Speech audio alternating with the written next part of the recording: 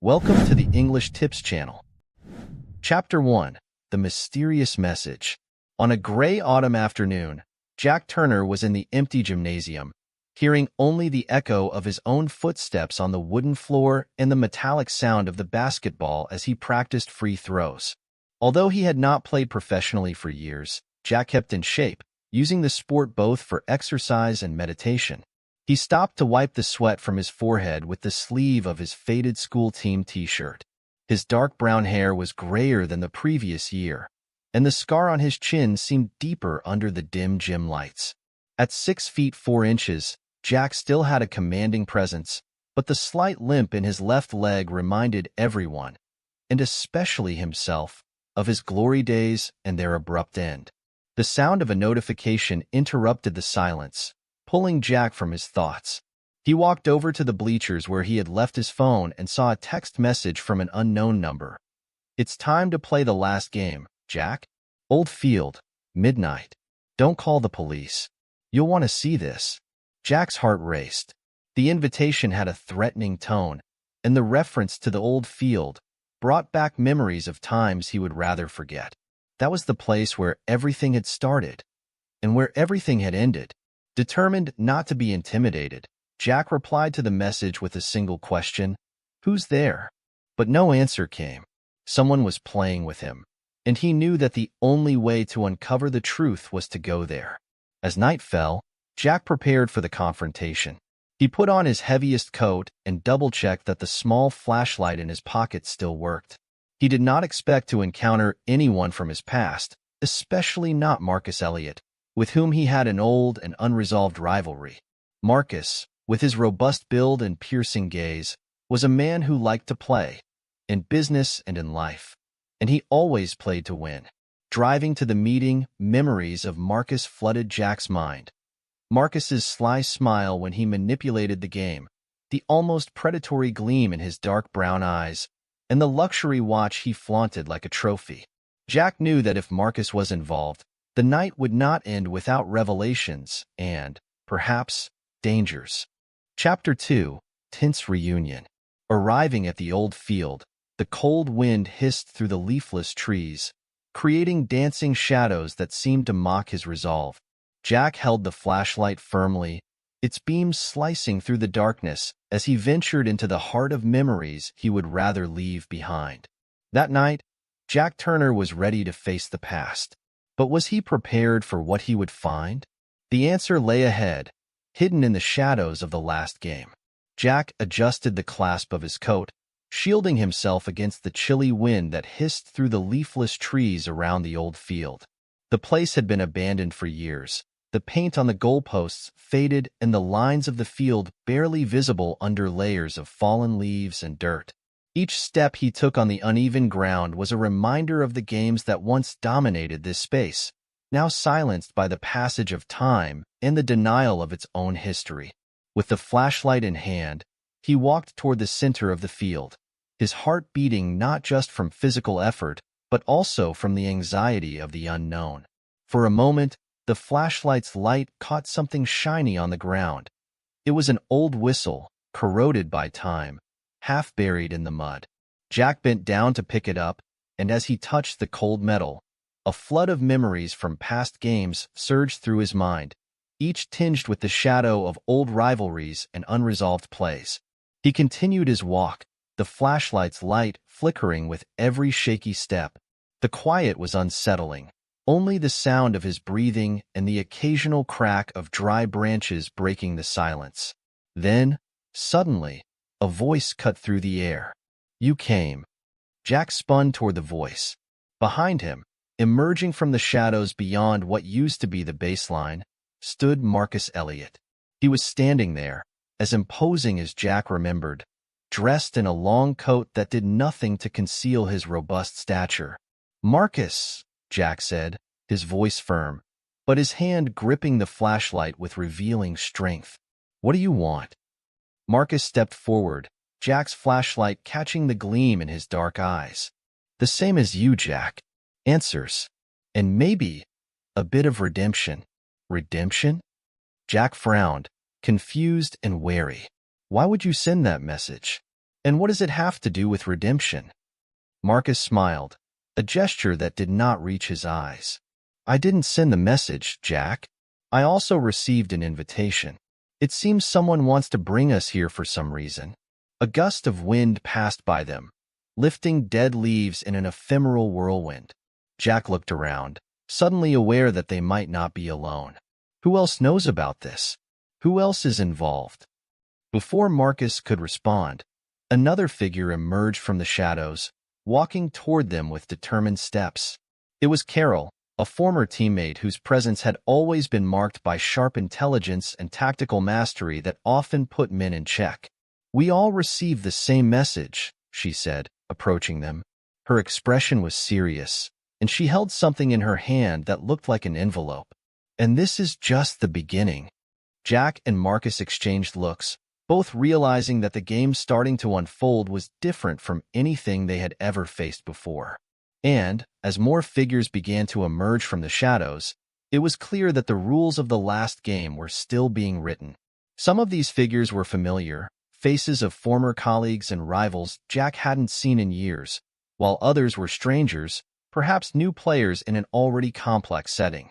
All seemed equally puzzled and cautious, holding their own mysterious invitations. Carol opened the envelope she held and pulled out a sheet of paper. It seems we've all been chosen for some kind of gathering, she said, examining the paper. The message is the same for everyone. The time has come to face the past and reveal the secrets you keep. The game ends at dawn. But who would send something like this? And why now? Jack's voice was laden with suspicion and a hint of fear. The field, now lit by the dim light of various flashlights, seemed like a stage set for a collective confession, or perhaps something much more sinister. Marcus, with a calm that only fed Jack's anxiety, suggested, someone who knows a lot about us. Someone from the past, maybe with scores to settle or too many secrets to keep. As they spoke, a woman's figure emerged authoritatively from the shadows, interrupting the growing cacophony of nervous conversations. She was a woman none of them immediately recognized. She was tall, with a posture that demanded respect and a piercing gaze that paused murmurs. Good evening, everyone. I see that you have received my messages. Who are you? Jack asked directly, the discomfort evident in his voice. And what do you want with us? The woman smiled slightly, her gaze sweeping across the group. My name is Lena, and I am the key to unlocking the secrets that each of you has held since that last game, that last day that changed everything for us. Carol interrupted. Us? So you're also part of this story? Why don't I remember you? Lena nodded, understanding. I was behind the scenes, watching, learning, and now, I am here to ensure that we all confront what was left behind. A heavy silence fell over the group as Lena continued. Tonight, each of you will face what you have been avoiding. You are here not only to play but to confess, to reveal your fears and your mistakes. And maybe, just maybe, find some redemption. Jack felt a mix of relief and terror. Relief because, finally, there might be closure, and terror about what this closure might reveal about him and the others. Marcus looked at him, a look that mixed sympathy and a cold expectation. They were in this together, no matter what this meant. Let's begin, Lena declared, motioning for them to follow her to a part of the field where chairs had been arranged in a circle, under the dim light of temporary spotlights.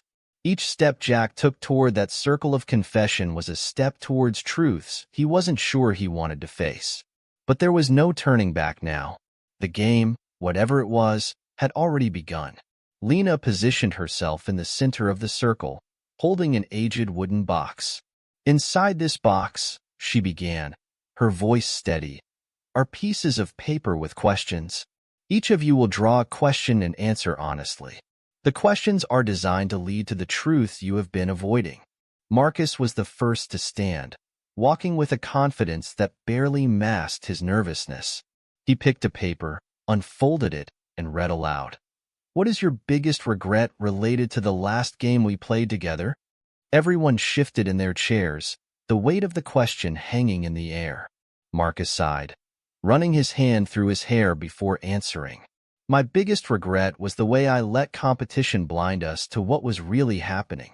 We were so focused on winning, on being the best, that we ignored the signs that something was wrong with one of our own teammates. If we had paid more attention, maybe we could have prevented the accident that ended everything. The group absorbed his words, some nodding in understanding, others with new wrinkles of concern marking their foreheads. Jack felt a knot forming in his stomach, recalling the traumatic event Marcus had mentioned. He knew his turn would also come. Carol was next, pulling a question from the box. "What did you hide about that day that changed our lives?" Her voice trembled slightly, the magnitude of the question clearly affecting her. Taking a deep breath, she answered, "I knew something was wrong with the field structure. There were reports indicating it wasn't safe, but I said nothing. I wanted to win as much as everyone else. And because of that, I ignored safety." A murmur of shock and disappointment ran through the group. Jack felt the gravity of Carol's confession. He knew the weight of the secret, having kept his own. When it was Jack's turn, he slowly stood and approached the box with a sense of inevitability. He picked a piece of paper and read the question that could, indeed, change the course of the evening. "What did you do to alter the outcome of the game?" Jack swallowed hard, the words weighing on his tongue before he even spoke them. "I manipulated the team lineup," he began, his voice low. "I pushed for one of our key players, who was injured, to play on that critical day. I knew he wasn't fit, but I thought we could look after him later. I was wrong." The confessions of Jack, Marcus, and Carol set a precedent, and one after another, truths began to emerge, each participant revealing long-buried secrets. As the stories were shared, the weight of guilt and regret wove a complex web among them, a tapestry of pain and redemption that could only be faced together in this strange and unexpected reunion. And as the night progressed, Jack realized that this game would be the most challenging he had ever played. Chapter 3: The Void on the Field. As each participant opened up, sharing their painful truths, a sense of vulnerability took over the group. It was past midnight, and the chill of early morning added an icy touch to the gathering. Despite the pain, there was a solidarity emerging among them, a mutual recognition of faults and shared humanity. However, when Lena called the next name, a new tension broke the fragile truce of honesty. "Daniel," she called, looking around. "Your turn to respond." Silence. There was no movement toward the box. "Daniel?" Lena repeated, a trace of concern beginning to form on her expression.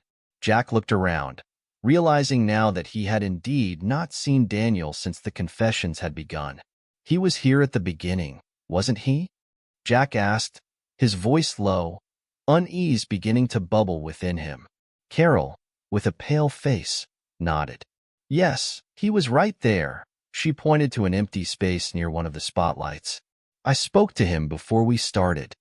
Marcus stood up, an expression of determination hardening his features. "I'll see if he's nearby." Maybe he needed a moment to himself. As Marcus left to search for Daniel, the rest of the group exchanged nervous glances, the anxiety and tension of the night beginning to morph into something more urgent and threatening. After minutes that seemed like hours, Marcus returned, his expression grim. "There's no sign of him," he reported, breathing heavily. "I looked everywhere, called his name, but nothing. His car is still there, but he's disappeared."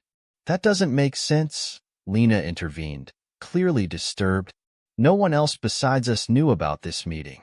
No one should have any reason to run off like that." "Or maybe he did," Carol suggested, fear evident in her voice. "What if he knew something? Something that scared him enough to make him disappear?" Carol's suggestion launched a new wave of speculation and fear. Everyone began to question not just what each had shared, but also what remained to be revealed. Daniel's disappearance added a layer of mystery and danger to what was already a night full of revelations. Lena, taking the lead once more, proposed a plan. "We need to find Daniel. This is crucial, not just for the purpose of this meeting, but to ensure his safety." Something or someone scared him, and we need to know what or who.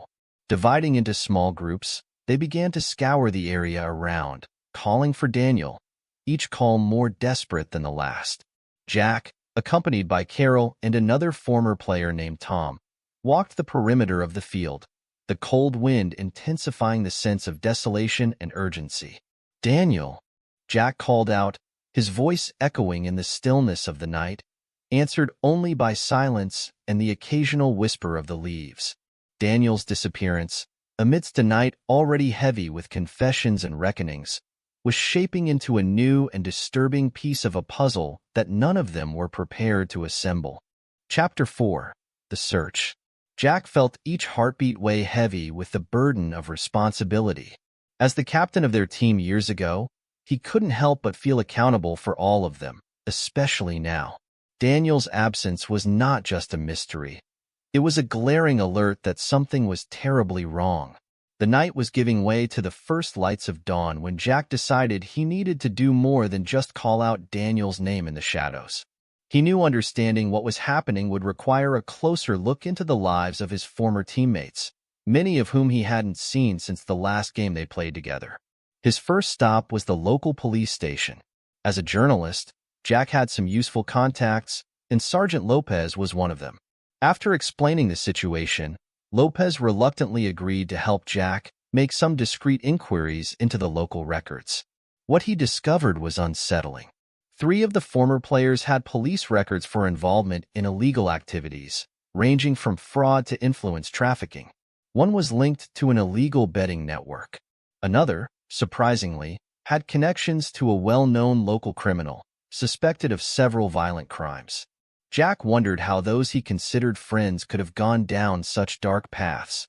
But, more than that, he feared that these secrets might be related to Daniel's disappearance. With this information in hand, Jack decided to confront his former teammates. He gathered them at the same field where they had met the night before, the atmosphere now charged with daylight and palpable tension. "I've found out that some of you have been involved in activities we would never have expected," Jack began, observing the varied reactions, from surprise to guilt. "I'm not here to judge, but I need to know if any of these things have to do with Daniel's disappearance." Marcus, always the most straightforward, was the first to speak. "Jack, I don't know what you found, but I can assure you my past mistakes have nothing to do with this. I've been clean for years." Carol, on the other hand, seemed nervous, avoiding eye contact. "Jack, we all have secrets, you know that. What we're doing here isn't easy for anyone, but I think I can help clarify some things." She hesitated, taking a deep breath before continuing. "Daniel approached me a few weeks ago. He was nervous, said he was being pressured by someone he met through my connections. He didn't give details, but he was scared." Carol's revelation was a blow to Jack. Not only did it reveal a side of her he was unaware of, but it also shed new light on a possible reason behind Daniel's disappearance. Jack realized that this investigation was just beginning, and that every stone he turned could reveal secrets he might prefer never to know. But there was no turning back. He had to find Daniel, no matter how deep he had to dig or how dark the truths he uncovered. Chapter 5. Truths and Lies. The morning was already bright and cold as Jack left the meeting with his former teammates, his heart heavier with more doubts than before. Carol's revelations had opened new avenues of investigation, but also new dangers. As he walked back to his car, his cell phone vibrated with an anonymous text message. "Stop looking. This won't end well for you." Jack stopped, looking around. The street was deserted, and the morning breeze kicked up small clouds of dust around his feet.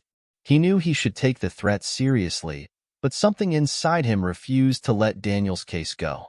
He needed to know what had happened, not just for Daniel, but for all of them. In the following days, Jack delved even deeper into Daniel's life, speaking with old friends, former coaches, and even some of his less reputable contacts. It was one of these contacts who finally gave him the missing piece. Daniel was involved with some dangerous people, confided the informant, a former gambler known to Jack.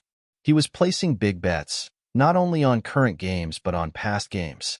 Games from when you guys were younger. The information hit like a bombshell. Jack felt his stomach churn at the thought that his own past might be linked to Daniel's disappearance.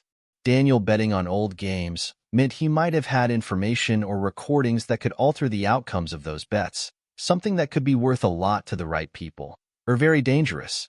Armed with this new information, Jack returned to the police station to see if Sergeant Lopez could help him explore this new angle.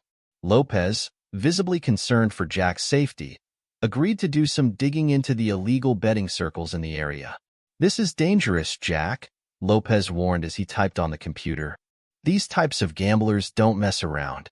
If Daniel was tampering with their past, that might have been why he disappeared." Jack nodded, frustration and fear mixed with a steely determination. "I need to know, Lopez. What if we had something to do with it without knowing? What if we can still do something to help Daniel?" Lopez sighed deeply and nodded. "All right, let's see how deep this rabbit hole goes." The following days were a blur of activity. Lopez and Jack met with tech experts, investigators, and even an informant inside the world of illegal gambling. Each conversation, each discovery, only confirmed that they were on the right track, but also that they were getting involved in a game much bigger and more dangerous than they had imagined. As Jack unraveled layers of lies and secrets, he couldn't help but wonder how far he would have to go to find the truth, and at what cost. Chapter 6. The Final Game. Jack had a plan that seemed like it was straight out of a thriller movie, but it was all he could think of to shed some light on Daniel's disappearance. He organized one last basketball game, calling all the former team members together. The pretext was a nostalgic reunion, but his true aim was to confront them, hoping that the pressure of the moment and the familiar setting would lead them to reveal more than they would in formal interrogation settings. As the game started, the tension was palpable. The players' faces showed more than just the strain of the game. There was fear, hesitation, and even guilt in some. Jack played with an almost obsessive fervor, every move loaded with the weight of his suspicions and hopes. During the break, as everyone caught their breath, Jack decided it was time to act. With adrenaline still coursing through his veins, he called the group to the center of the court. "We're not here just for a game," Jack began, his gaze fixed on each of them. "We're here because something very serious happened to one of our own. Daniel disappeared, and I know some of you know more than you're letting on." The silence that followed was suffocating. Then, Marcus, always the most straightforward, broke the ice. "Jack, we're all worried about Daniel, but what do you want us to do? I want you to tell the truth. About the bets, the threats, anything you know that might help us find him," Jack challenged, looking each one in the eye. That's when Carol stepped forward, her expression grave. "Jack, I didn't want things to get to this point. After that night, I was approached by some very dangerous people. They knew about Daniel's betting and wanted information I didn't have. They threatened to harm him if I didn't help. Why didn't you say anything before?" Jack asked, frustration clear in his voice. "I was scared, Jack. Scared of what they might do to him.